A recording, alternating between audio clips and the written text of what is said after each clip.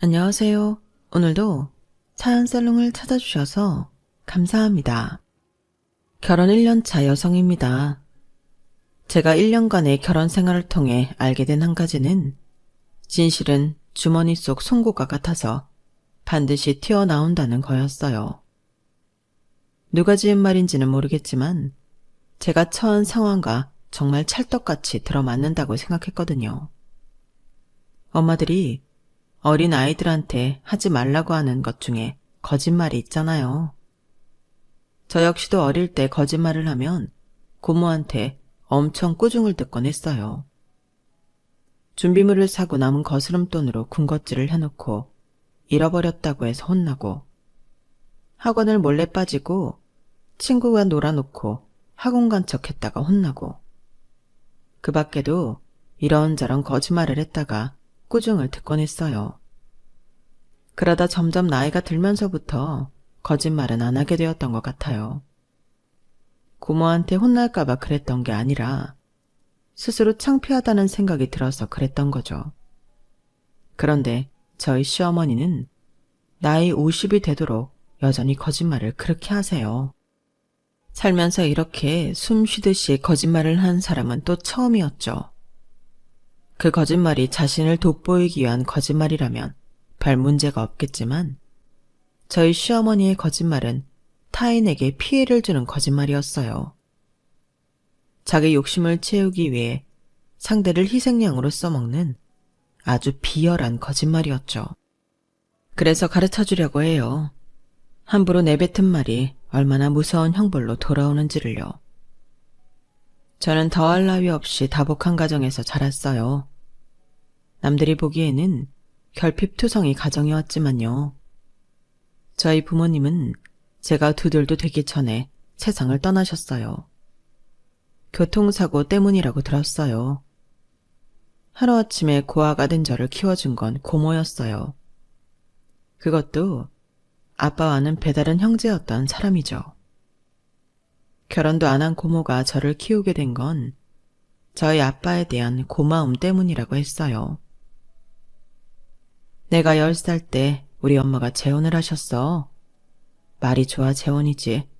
실상은 나이 많은 남자한테 돈에 팔려간 거나 다름없었지. 너희 친가에 돈이 많잖니. 너희 아빠는 나랑 12살이나 차이가 나서 사실 한 집에 살면서도 말을 섞어본 거 몇 번 안 돼. 그 집에서 한 5년 같이 살았을까? 우리 엄마가 암으로 세상을 떠나고 나는 하루아침에 외가로 보내졌어. 네 할아버지 성격 알지? 자기 친자식한테도 정이 없는 사람이 남의 자식을 키워줄 리 없잖아. 우리 외가는 너무 가난해서 나를 받아줄 여력이 없었어. 그래서 외가에서 나를 시설에 보내려고 했는데 그때 나를 데려다 키워준 사람이 너희 아빠야. 너희 아빠는 나한테 아빠 같은 오빠였어. 그러니까 내가 널 키우는 건 너무 당연한 일인 거야. 미안하다는 생각도 하지 말고 내가 짐이 되는 게 아닌가 하는 허튼 생각도 하지 마. 나도 어릴 때 다 해본 생각들인데 살아가는데 하등 필요 없는 것들이더라. 게다가 넌 네 아빠가 남겨준 유산도 많잖아. 정 뭔가 갚고 싶다고 생각한다면 나중에 이 고모가 힘 빠지고 일 못하게 됐을 때 요양원비나 좀 내줘. 초등학교 고학년이 되고 조금씩 머리가 커가면서 고모한테 얹혀 사는 게 눈치가 보이던 때였어요. 그런 제 고민을 어떻게 알았는지 고모가 먼저 제게 이런 말을 해주시더라고요. 오히려 따뜻한 말 100마디보다 더 위안이 되는 말이었죠. 그래서 그 후로는 고모 말대로 허튼 생각 않고 앞만 보고 살았던 것 같아요. 고모는 여행작가로 살고 있었는데 일이 없을 때는 교정이나 윤문 수정 같은 일감을 받아와 하기도 했어요. 사실 고모의 벌이는 대단하지 않았어요. 근근히 그달을 살아갈 수 있는 정도였죠. 그래도 고모랑 살면서 딱히 돈 걱정을 하지 않았던 건 저희 부모님이 남겨주신 유산이 있기 때문이었어요.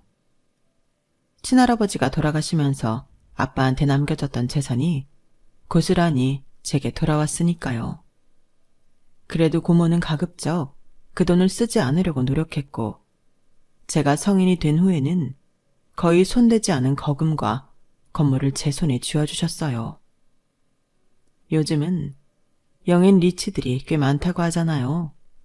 따지고 보면 저도 그런 셈이었어요. 다른 점이 있다면 여타 영리치들은 자신들의 재능으로 돈을 번 거지만, 저는 금수저 물고 태어난 덕에 입만 벌리고 앉아서 부모 돈을 받았다는 게 다른 거였죠. 제가 고모 손에 자라 그랬을까요? 이상하게 저는 돈에 욕심이 없었어요. 저희 고모가 무력이 없는 사람이거든요. 고모 직업이 여행 작가기 때문에 어릴 때부터 고모 손을 잡고 세계 곳곳을 돌아다니면서 깨우친 건 하나였어요. 사는데 필요한 건 돈이 다가 아니라는 거였죠. 고모와 함께하는 여행은 대개가 저희의 산 배낭여행이었는데, 그렇다 보니 숙소도 열악한 곳이 많았어요. 끼니도 현지 사람들처럼 먹고 다녔고요. 고모가 담당했던 주 여행지는 동남아와 인도, 남미 쪽이었는데, 그리 잘 사는 나라가 아니어서 돈은 적게 들었지만 숙식 역시 상태가 좋지는 않았어요. 그래도 그때 멋진 풍경은 참 많이 보고 다녔던 것 같아요. 현지인들로 북적이는 버스나 기차를 타고 몇백 원짜리 식사로 한 끼를 때우고 다녔지만, 당시를 되돌아보면 정말 많이 웃고 행복하다는 생각을 많이 했던 것 같아요.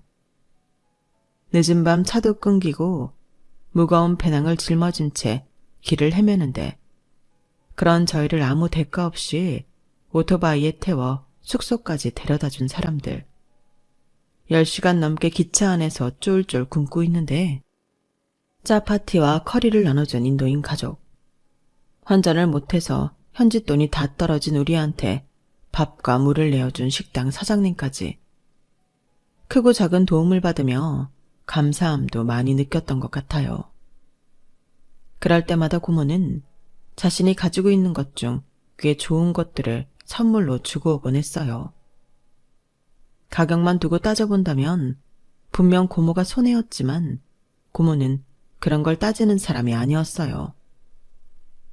야, 오늘 이 한 끼를 못 먹었으면 너랑 나랑 길바닥에서 쓰러져서 죽었을지도 몰라. 생명의 은인한테 시계 하나 준 게 뭐 대수라고 그래. 시계야 또 사면 되지. 안 그래? 이런 성격의 고모 밑에서 20년 넘게 살다 보니 저도 고모를 닮아갔고, 그래서 성인이 되고 아빠의 유산을 물려받게 되었을 때 기쁨보다는 부담감이 더 컸어요. 지금까지 고모랑 돈 없이도 행복하게 잘 살았는데, 이 돈 때문에 그 행복이 깨지지 않을까 하고 말이죠. 그래서 고모와 상의 끝에 건물과 그 밖의 부동산을 고모와 공동명의로 바꾸었어요. 다만 현금은 대학 등록금이며 어학연수를 다녀오는데 알차게 사용했고요. 이 돈으로 고모와 풍족한 여행을 떠나보기도 했지만, 오랜 시간 배낭여행이 몸에 밴 터라 호텔비로 하룻밤에 수십만 원을 내는 건 도저히 못하겠더라고요. 결국 하룻밤 겨우 자고 3만 원대 호텔로 옮겼어요. 저렴한 호텔방에 짐을 풀고서야 고모도 저도 안도할 수 있었죠. 그래, 우리한테는 이런 데가 편하지. 인피니티 풀이 있으면 뭐래. 그런 데를 가봤어야 쓸 줄 알지. 난 있지. 호텔 직원이 엘리베이터 잡아줄 때마다 속으로 고민했다니까. 이것도 팁을 줘야 하나 말아야 하나 하고 말이야.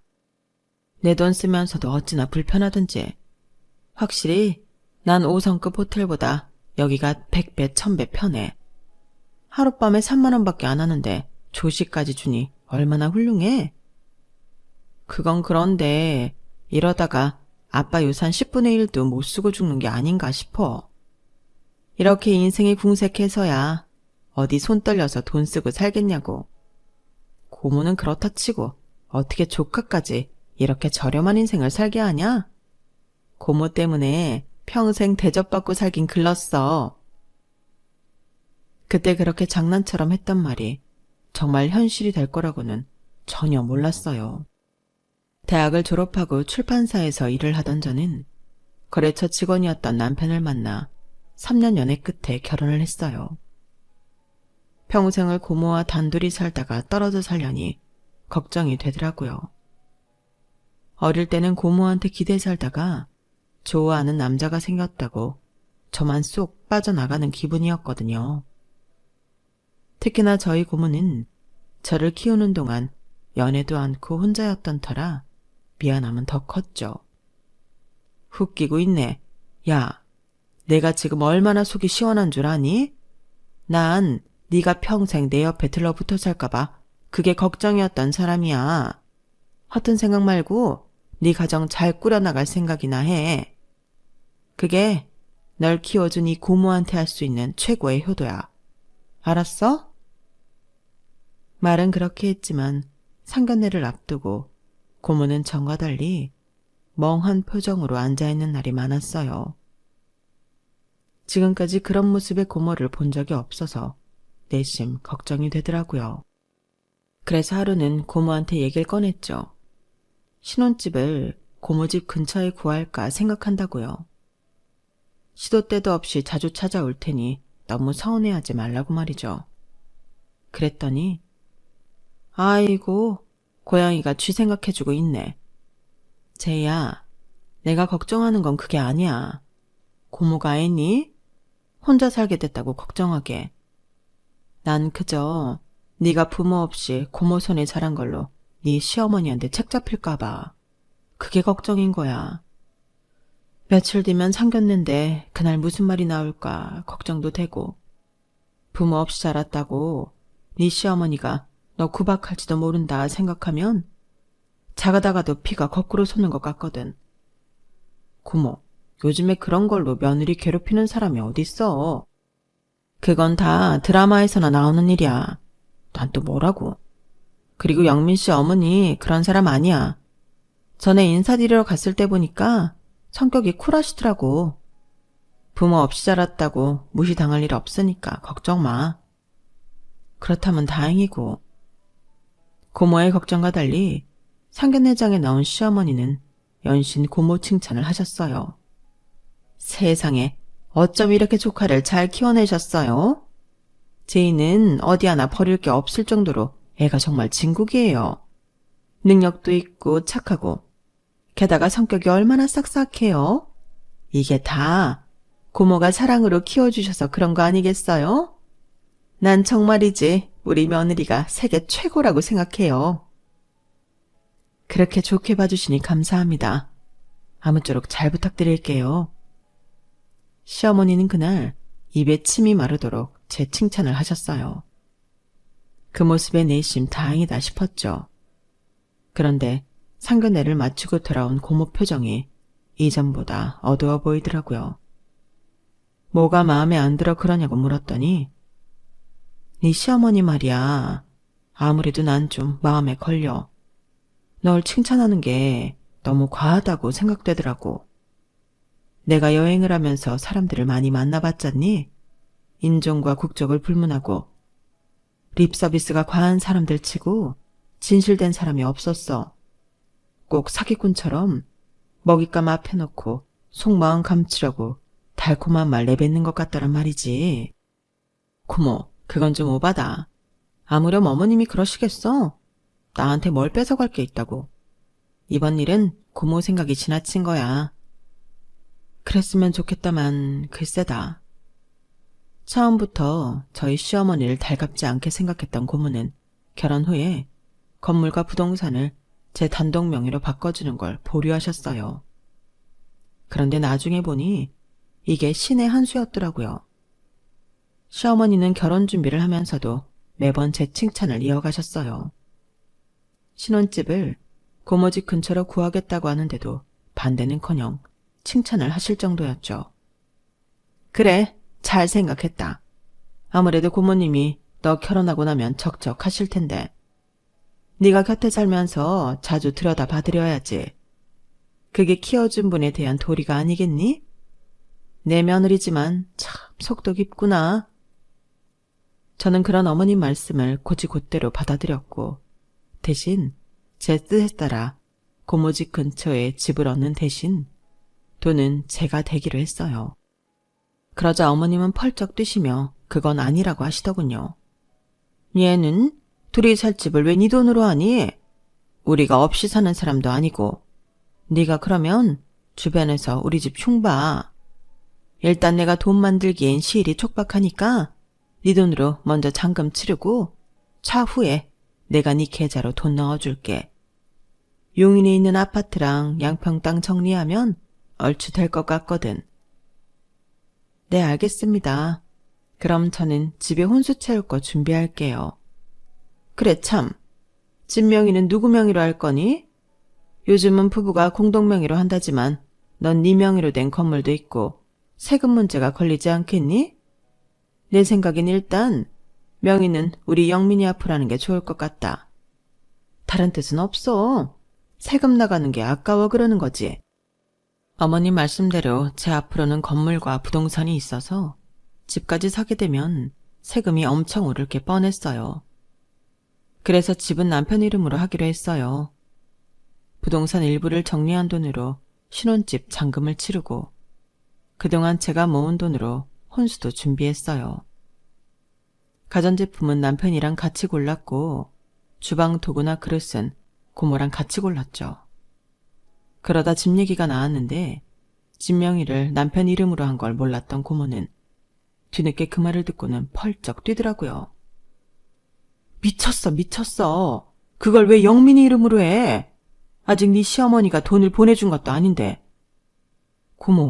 고모답지 않게 왜 이렇게 예민하게 굴어? 어머님이 용인 아파트랑 양평 땅 정리되면 어련히 주실까? 그리고 어머님이 돈 대주시는 건데 내 명의로 하는 건 좀 그렇잖아. 아니, 그러다 돈 안 주면 네 돈으로 산 집 네 남편한테 바치는 꼴이잖아. 긴 말 필요 없고 당장 내일이라도 명의 변경해. 이건 말이 안 되는 거지.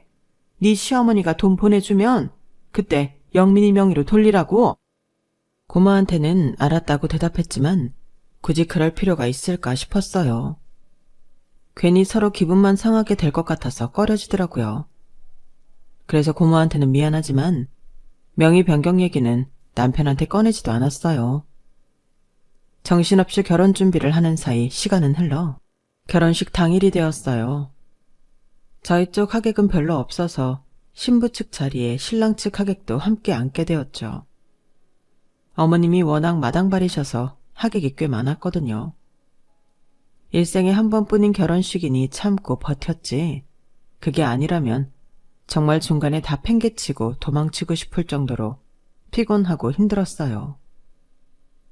결혼식을 마치고 공항으로 떠나려는데 어머님이 피곤해 쩔은 저를 보시더니 그러시는 거예요. 세상에, 결혼식 2번만 했다간 우리 며느리 잡겠네. 비행기 안에서는 딴 생각 말고 푹 자라. 그래야 신혼여행지 도착해서 신나게 놀지. 참, 축의금 들어온 건 나한테 맡겨. 내가 너희 올 때까지 잘 맡아두고 있을게. 그때는 경황이 없어서 그러시라고 돈가방을 맡겼는데 이게 문제가 될 줄은 몰랐어요. 신혼여행에서 돌아와 시댁에 갔는데 어머님이 딴소리를 하시더라고요. 어머, 그걸 왜 나한테서 찾니? 신부 측 축의금은 네 고모가 가지고 있겠지. 나야 신랑 측 축의금만 챙겼으니까. 어머님, 그날 저희 공항으로 떠날 때 분명히 어머님께 제 가방 드렸잖아요. 어머님이 맡아주시겠다고 하셔서요. 세상에, 너 지금 날 도둑놈 취급하는 거니? 아니, 내가 뭐가 부족해서 몇 푼 안 되는 네 축의금을 가로채니? 살다 내가 이런 누명은 또 처음 써본다? 네 눈에는 내가 그렇게 만만해 보이니? 예쁘다 했더니 아주 시어머니 머리 위에 오르려고 그러네? 어머님은 대려 펄쩍 뛰면서 저를 이상한 며느리로 몰아가셨어요. 억울한 건 전데 말이죠. 제 앞으로 들어온 축의금이라고 해봐야 1,000만 원도 안 되는 돈에 불과했지만 그래도 이런 식으로 돈 뜯기고 이상한 사람 취급을 받게 되니까 못 참겠더라고요. 그래서 일단은 알겠다고 말씀드리고 다음날 바로 예식장을 찾아갔어요. CCTV를 확인하려고요. 그런데 하필 그 가방을 어머님께 전해드린 장소가 예식장 밖이라서 CCTV에는 찍힌 게 없더라고요. 하는 수 없이 벙어리 냉가슴을 앓고 있는데 고모가 웨딩 촬영을 해준 업체 연락처를 묻더라고요. 그리고는 그날 밤 USB를 들고 저희 집에 찾아왔어요. 이거 가지고 가서 네 시어머니한테 가방 돌려달라고 그래. 이 옆엔 내가 망령이 들었나? 분명히 자기가 가방 받아 챙기고는 어디서 오리발이야. 고모가 건넨 USB 안에는 결혼식장 안 동영상 촬영은 물론 저희가 허니문카를 타고 공항으로 떠나는 장면까지 생생하게 담겨 있었어요.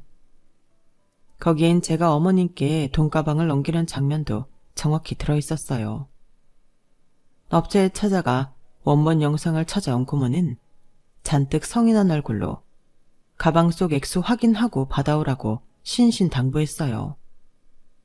그날 밤 저는 퇴근 후 돌아온 남편과 함께 USB를 들고 시댁을 찾아갔어요. 동영상을 보자 그제야 시어머니는 전혀 모르는 사실이라는 듯 연기를 하시더라고요. 어머, 내가 정신이 없어서 받아놓곤 깜빡했나 보다. 일단 기다려봐. 내가 방에 들어가서 가방이 있는지 찾아볼게. 그렇게 안방으로 들어간 어머님은 한참이 지나서야 나오셨어요. 그리고는 늦었으니 얼른 가보라며 떠밀듯 저희를 내보내려 하시더라고요. 그때 고모가 했던 말이 번뜩 떠올랐어요. 그 자리에서 돈 액수 확인하고 오라던 말이요. 그래서 일단 바닥에 주저앉아 가방부터 열었죠. 그리고 액수를 확인했는데 글쎄 장부에 적힌 액수에 반도 안 되게 있는 거 있죠. 어머님, 액수가 틀린데요. 혹시 여기서 돈 빼셨어요? 그러자 시어머니는 눈을 심하게 깜빡거리더니 횡설수설을 하더라고요. 자기 가방인 줄 알고 돈을 빼서 썼다고 했다가 몇 분 뒤에는 저희가 신혼여행에서 돌아올 때까지 안전하게 은행에 넣어두려고 돈을 뺐던 거라고 하더군요. 아니, 가방이 자기 집에 있는 줄도 몰랐다던 사람이 은행에 돈을 넣어주려고 했다고요? 게다가 전액도 아닌 일부만요? 말도 안 되는 소리였죠. 자기 엄마가 횡설수설하는 걸 본 남편은 표정이 점점 안 좋아졌어요. 그리곤 긴 한숨을 쉬더니 더는 상대하고 싶지 않다는 듯 말했죠. 알았으니까 내일까지 제 계좌로 나머지 돈 붙여주세요. 늦었으니까 가볼게요. 남편은 제 팔을 잡고는 밖으로 나왔어요. 제가 따지려고 입을 때렸는데 먼저 말을 하더라고요. 무슨 말 하려는지 아는데 오늘은 그만하자. 남편의 침울한 표정을 보자 저도 더는 따질 수가 없었어요. 아내 앞에서 자기 엄마의 창피한 모습이 탄로가 났으니 자식 입장에서 얼마나 창피하겠어요. 그래서 입을 다물어 주었죠. 그리고 다음 날 어머님이 전화를 하셨더라고요. 가지고 있는 현금이 부족해서 일단 300만 원만 보내고 나머지는 나중에 보내준다고 했어요. 수중에 돈이 없다는데 뭐라고 하겠어요. 그냥 알겠다고 했죠. 사람이 그렇잖아요. 모르면 모를까 이 사람이 나한테 거짓말을 한 전적이 있는 이상 더는 그 사람 말을 믿을 수 없잖아요. 저는 그날 이후 시어머니가 콩으로 매주를 쓴다고 해도 의심부터 하기 시작했어요. 그래서 남편 명의로 했던 집을 제 앞으로 돌려놔야겠다고 생각했죠. 결혼하고 2달이 넘도록 어머님은 제게 집값을 보내지 않으셨거든요. 결혼하기 3개월 전에 미리 구입한 빌라였기 때문에 어머님이 약속을 지키지 않은 기간은 5개월이 넘은 시점이었죠. 그래서 남편한테 그 얘기를 꺼냈더니 되려 제게 서운하다는 식으로 나오지 뭐예요. 아니, 1년이 됐니 2년이 됐니? 고작 5개월 지났을 뿐인데 돈 안 준다고 명의를 네 앞으로 바꾸겠다고? 너 나랑 그만 살 거야? 그래서 이혼 준비하는 거냐고. 자기야, 무슨 말이 그래. 자기도 알다시피 어머님한테는 전적이 있으니까 나도 더는 믿고 있을 수 없어서 그런 거지. 자기가 서운해하는 마음 이해는 하지만 자기가 이렇게 나오면 나도 서운해. 지난번 일만 해도 그래. 분명히 어머님이 잘못하신 건데도 자기는 그만하자는 말 한마디로 모든 일을 덮으려고만 하잖아. 분란의 당사자인 어머님도 믿지만 난 당신이 더 미워. 야, 됐다. 그렇게 돈이 좋으면 네 마음대로 해. 집을 네 명의로 하든 우리 엄마를 절도죄로 신고를 하든 네 마음대로 하라고. 남편은 화를 내고는 집을 나가버렸어요. 그리고는 주말 내내 집에 들어오지 않았죠. 월요일 아침 일찍 집에 돌아와 옷만 갈아입고 회사로 출근을 했어요. 피해자는 나인데 마치 제가 돈밖에 모르는 치졸한 사람이 된 것 같아서 화가 나더라고요. 그런데 이런 일은 그 후에도 자주 벌어졌어요. 매번 어머님은 거짓말을 하고 저는 그 거짓말 때문에 때로는 수전노 취급을 받았고 때로는 집안의 분란을 일으키는 빌런이 되었어요. 그때마다 남편은 사건의 진상을 파악하려 하기보다는 덮는 데 급급했고요. 사람이 억울해서 죽을 수 있다는 말을 그때 실감하게 되었어요. 매번 어머님의 크고 작은 거짓말 때문에 일이 터질 때마다 저는 가슴에 커다란 돌덩이를 하나씩 떠안는 기분이었거든요. 그러다 언제부턴가는 어머님 목소리만 들어도 가슴이 꽉 막히는 게 숨이 막혀 죽을 것만 같더라고요.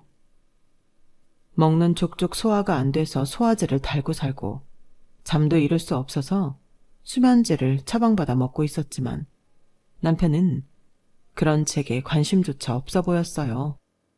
한 입을 덮고 사는 사람이 매일 약봉지를 달고 사는데도 단 한 번도 무슨 약이냐고 묻는 적이 없었어요. 주말이면 토요일 아침부터 일부러 약속을 만들어서 밖에 나가 일요일 밤이 돼서야 집에 들어왔어요. 마치 저랑 한 공간에 있는 게 죽기보다 싫은 사람 같더라고요. 그런 상황에도 웃긴 건 뭔지 아세요? 어머님이 왜 아이 소식이 없냐고 저한테 닥달하셨다는 거예요. 결혼하고 3개월도 안 돼서부터 부부관계는 일절 없었는데 무슨 수로 애를 만들어요? 그리고 그렇게 된 원인이 다 당신 때문인데도 전혀 미안한 기색도 없었어요. 예, 내가 잘 아는 한의원이 있는데 거기 한번 가보겠니? 나 아는 사람 딸도 애가 안 들어서서 그렇게 고생하다가 거기 한약 쥐어 먹고 바로 애가 졌잖니. 에휴, 이런 건 시어머니가 나서기 전에 친정엄마가 해줘야 하는 건데 어쩌겠니? 네 사정 다 아는데 나라도 해줘야지. 어머님, 저희 부부한테 아이가 안 생기는 건 그런 문제 때문이 아니에요. 아니, 그럼 무슨 문제라도 있는 거니? 너 혹시 애 못 갖는 거야? 몸에 이상이라도 있냐고. 너한테 문제 있는 거 아니면 다른 이유가 있을 게 없잖아. 어머님은 왜 저한테 문제가 있을 거라고 단언하세요? 어머님 아들한테 이상이 있을 수도 있잖아요. 예, 그런 소리 말아라. 내가 우리 아들을 얼마나 애지중지 키웠는데 그러니? 걔는 어릴 때부터 감기 한 번 안 걸리고 자란 애야. 엄마가 끼고 키운 자식이랑 아닌 자식이랑 같니? 어머님은 이런 식으로 은근히 제가 부모 없는 자식이라는 걸 확인시켜 주셨어요. 그러한 사소한 말 한마디 한마디가 부모 없는 제게 얼마나 큰 상처가 되는지 생각도 안 하시고요. 그럴 때마다 저도 모르게 고모를 찾아가게 됐어요. 고모 품에서 자라면서 저는 단 한 번도 외롭다는 생각을 해본 적이 없었는데 고모를 떠나 결혼을 한 순간부터는 매일매일 외롭고 허기지더라고요. 퇴근 후 터덜터덜 고모 집에 찾아가면 고모는 왜 왔냐? 무슨 일 있었냐? 이런 말은 일절하지 않으시고 밥상부터 차려주셨어요. 사람이 허기지면 기분부터 다운되는 법이야. 다 먹고 살자고 하는 일인데 잘 먹어야지. 찌개 다 끓었으니까 손 씻고 숟가락 놔. 그렇게 고모랑 식탁에 앉아 머리를 맞대고 밥을 먹고 나면 그래도 그 순간은 좀 살 것 같았어요. 고모 품을 떠난 독립을 하고도 여전히 고모한테 찾아와 투정을 부리는 아이처럼 보일까봐 가급적이면 저희 집안일은 고모한테 전하지 않는 편이었는데 그날은 도저히 안 되겠더라고요. 밥숟가락을 뜨는데 저도 모르게 굵은 눈물방울이 밥숟가락 위로 뚝 떨어졌어요. 그리고는 손쓸 겨를도 없이 눈물이 줄기차게 흘러내렸죠. 고모는 잠시 제가 우는 모습을 지켜만 보시더니 손등으로 눈물을 닦아주시며 그러셨어요. 힘들면 놓는 것도 방법이야. 사람이 죽을 것처럼 힘든데 손에 쥔 게 무슨 소용이니. 다 버리고 다시 시작하면 돼. 그러니까 너무 애쓰지 마. 한번 실패했다고 네 인생이 송두리째 뽑혀나갈 일 없어. 괜찮아. 괜찮다는 그 말에 그동안 기를 쓰고 참고 있던 제 자신이 무너져 내렸어요. 그래서 그동안 있었던 일을 고모한테 털어놓고 10살짜리 아이처럼 엉엉 울어댔죠. 그날 고모를 만나 딱히 해법을 찾은 건 아니었지만 그래도 누군가한테 속마음을 털어놓고 나니 가슴을 누르고 있던 돌덩이가 조금은 가벼워진 기분이었어요. 정 안 되면 헤어지면 되지. 이혼녀 딱지 하나 붙었다고 내 인생 파토나는 건 아니다. 주문을 외우듯이 속으로 되새기며 오늘만큼은 남편이랑 결판을 내야겠다고 생각했어요. 언제까지 피하고만 살 수는 없는 거잖아요. 그런데 현관에 들어선 순간 또다시 숨이 막혀왔어요. 시어머니가 와 계시더라고요. 제가 오기 전까지 남편과 무슨 중요한 이야기를 했는지 모르겠지만 제가 들어서자마자 TV를 끄듯 목소리가 뚝 끊겨버렸어요. 그리고는 가식적인 미소를 보이며 제게 다가오더군요. 우리 며느리 이 시간까지 일한 거야? 세상에, 너희 회사에는 직원이 너 하나뿐이라니? 가정도 있는 여자를 밤늦게까지 일을 시키면 어떡해? 그러다 남편한테 소박이라도 당하면 어쩌라고. 여자는 밤까지 일하면 남편한테 소박을 받는다는 법이라도 있던가요? 남편은 툭 하면 야근한다고 밤 늦게 오는데 그건 괜찮고 여자인 나만 안 된다니 어이가 없었어요. 안 그래도 할 말이 있어서 왔는데 잘됐다. 너도 앉아봐. 네가 진명이 네 앞을 하겠다고 했다며. 내가 돈 안 붙여줬다고. 그래서 말인데 그 돈 줄게. 어머님은 백에서 은행 돈봉투를 꺼내 제게 내미셨어요. 거기엔 빳빳한 수표로 3억 5천만 원이 들어있더라고요. 제가 수표를 가만히 내려다보고 있었더니 남편이 한마디 했어요. 됐냐? 그 돈 받으니까 이제 속이 시원해. 이 돈 마련하느라 엄마가 집 담보 잡히고 대출까지 받았다고. 그러자 어머님은 화들짝 놀라시며 남편 입을 막았어요. 얘는 그런 소리를 뭐하러 해? 암튼 애초에 니들 집은 내가 해주겠다고 한 거니까 그 얘긴 그만하자. 그래 아가. 이제 받을 거 받았으니 그간 우리 사이에 얼굴 붉혔던 건 있도록 하자. 그리고 내가 오늘 니들 집에 온 거는 이 돈도 돈이지만 우리 새아가한테 큰 선물 하나 하려고 온 거야. 너 네 고모랑 공동명의를 가지고 있는 건물 한 30억 한다고 그랬니? 정확한 시세는 모르겠지만 그 정도 할 거예요. 그런데 그건 왜 그러세요? 그래? 30억이면 꼬마 빌딩 수준이겠구나. 야, 내가 너 제대로 된 건물주 만들어줄까 하는데 어떠니? 50억대 건물주. 어머님은 의기양양하게 저를 바라보며 미소를 지으셨어요. 하지만 저는 이제 어머님의 거짓말에 더는 속아줄 생각이 없었죠. 1,000만 원도 안 되는 축의금 빼돌리려다 개망신당하고 자기 입으로 집 해주겠다며 보내준다던 돈 3억 5천도 몇 달 동안 깜깜 무소식이다가 이제서야 돌려주면서 50억짜리 건물주를 만들어주겠다고요? 그걸 어떻게 믿습니까? 그래서 표정 변화 없이 말씀드렸어요. 어머님, 그만하세요. 이제 저 어머님께서 콩으로 매주를 쓴다고 하셔도 못 믿어요.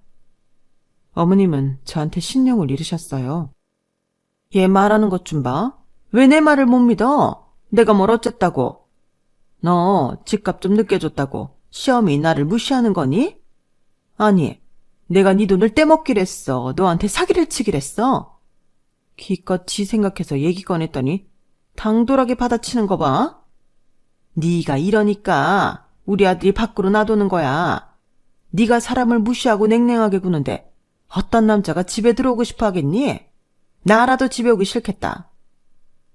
엄마, 됐어. 그만해. 내가 그랬잖아. 이 사람은 아예 대화할 생각이 없는 사람이라고. 사람이 말을 하면 들을 생각은 않고 지나가는 개가 떠드나 보다 이런 식이라니까. 그런데 무슨 대화를 해? 그리고 괜히 이 사람 생각해서 50억짜리 건물 주겠다는 생각도 하지 마.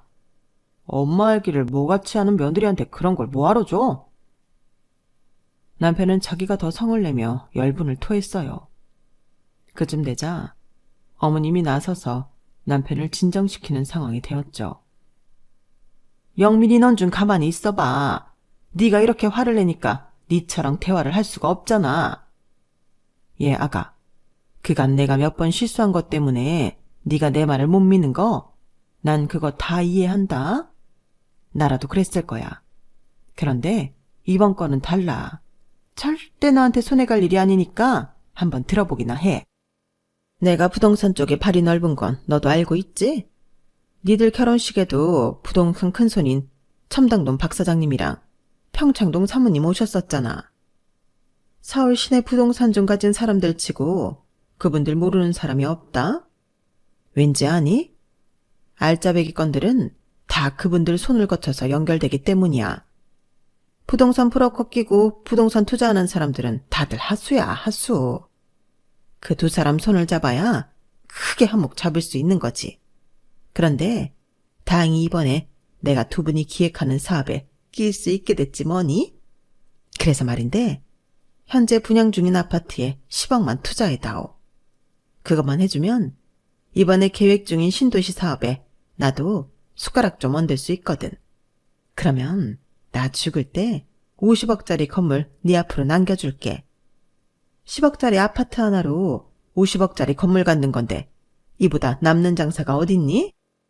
그 아파트가 단지수도 꽤 되고 위치도 참 좋은데 건설사 네임밸류가 약해서 아직까지 미분양됐지 뭐니. 그렇다고 이게 돈이 안 되냐? 그건 절대 아니야. 한 5년만 지나봐라. 45억 뛰는 건 일도 아니야. 어때? 너도 구미가 당기지? 나 원참 살다 이렇게 허술한 사기는 또 처음이었어요. 아니, 그렇게 위치도 좋고 다 좋은데 미분양이 난리가 있어요? 우리나라처럼 아파트 잘 팔리는 나라에서요? 말도 안 되죠. 그리고 고작 10억짜리 아파트 하나 사준다고 정부에서 진행하는 신도시 사업에 참여하게 해준다고요? 하, 지나가던 개가 다 웃겠어요. 거짓말도 좀 성의껏 해보든가. 어쩜 이런 수준으로 저를 속이겠다고 그러는 건지. 그런데 더 웃긴 건 뭔지 아세요? 제 남편은 벌써부터 어머님의 이 계획을 듣고 50억짜리 건물주가 된 것처럼 들떠있더란 거예요. 그 모습을 보니 그 어머니의 그 아들이구나 싶더군요. 웃음을 참느라 혀를 깨물고 있던 저는 제 입에서 무슨 말이 나올지 오매불만 기다리고 있는 시어머니한테 한마디 해드렸어요. 어머님, 올해 연세가 50이신데 언제 돌아가실 줄 알고 그 유산을 기다려요? 차라리 제가 가진 건물 팔아서 차익 남기는 게 빠르죠. 그리고 어머님 말대로 건물담보로 은행 대출 받으면 은행 이자는요? 요즘 은행 이자 높은 거 어머님도 아시죠? 그런데 어머님 계산엔 그런 건 빠져 있잖아요. 너무 허술해요. 그리고 고작 10억 투자한다고 신도시 사업에 참여시켜준다는 건 더더욱 말도 안 되고요. 그리고 요즘 넘쳐나는 게 신도시인데 거기에 지어진 아파트들도 죄다 미분양이잖아요.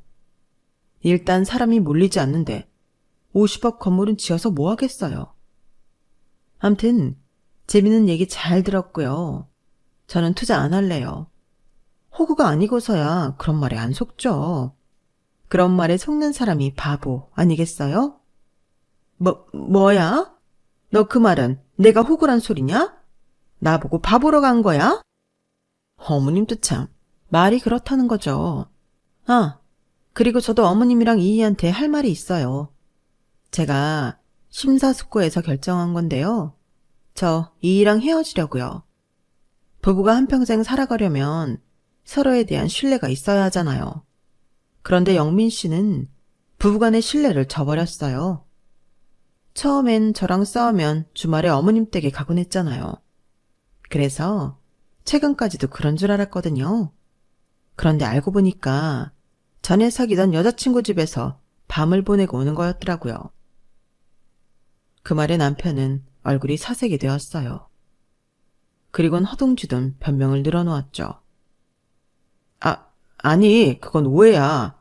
어쩌다 보니까 단골 술집에서 마주쳤다가 그날 내가 술이 많이 취하는 바람에 걔네 집에 가긴 한 건데 정말 아무 일 없었어.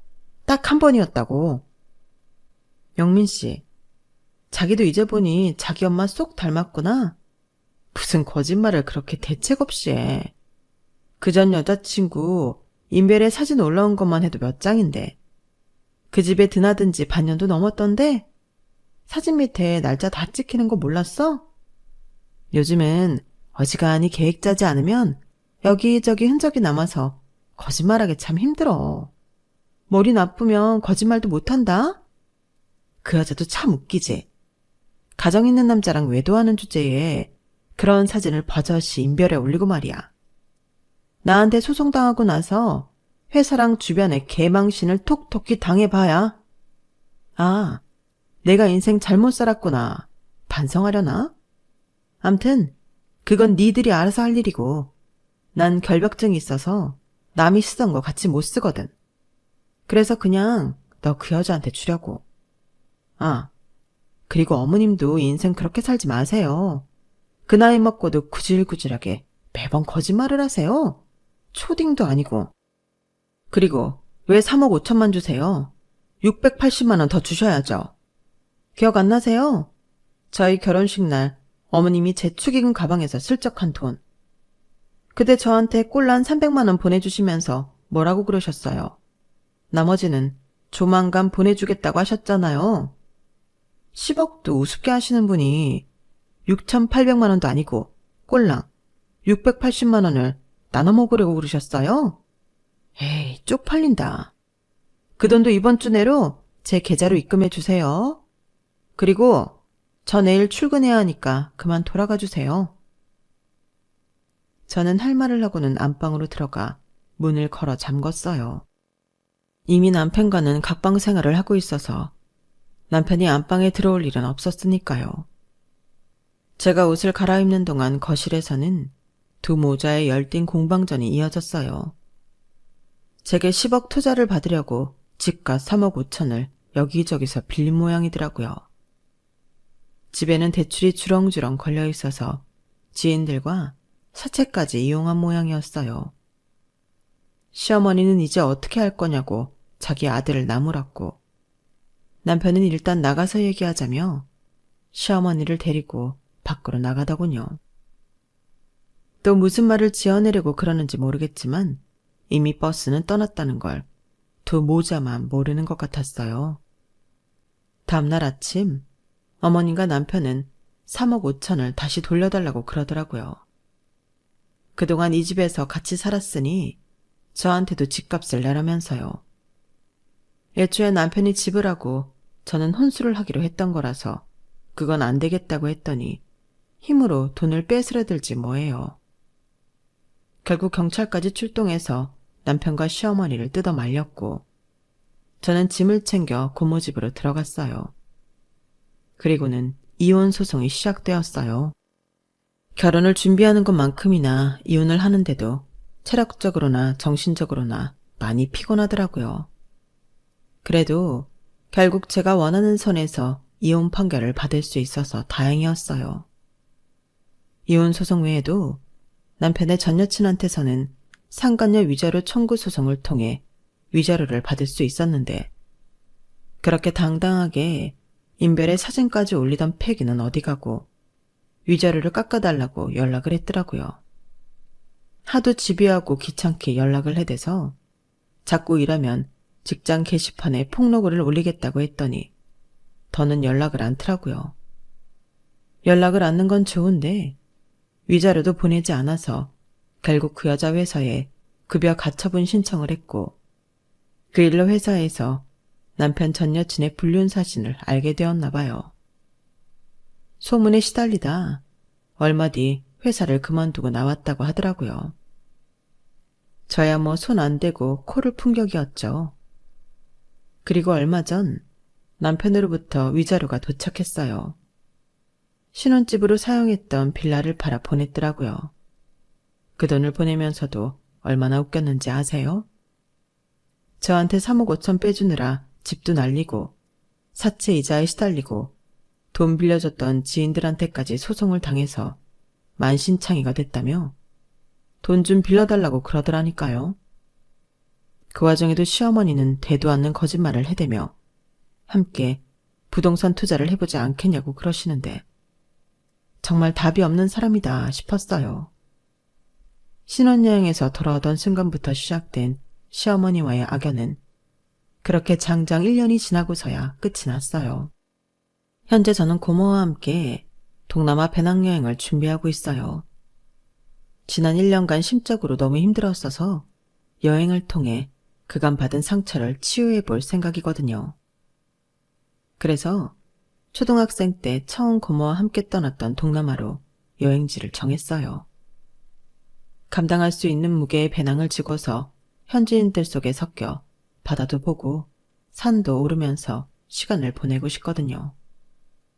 내 선택에 의해 겪게 된 시련이었던 만큼 제 스스로 치유도 해볼 생각입니다. 이혼은 한 번의 실패일 뿐 내 인생 전체의 실패는 아니니까 다시 일어설 수 있을 거라고 생각해요. 지금까지 제 사연을 들어주셔서 감사합니다. 들어주신 모든 분들 행복하세요. 여러분, 사연 댓글에 응원과 현명한 조언 부탁드려요. 좋아요와 구독은 저에게 큰 힘이 됩니다. 오늘도 좋은 일 가득하세요.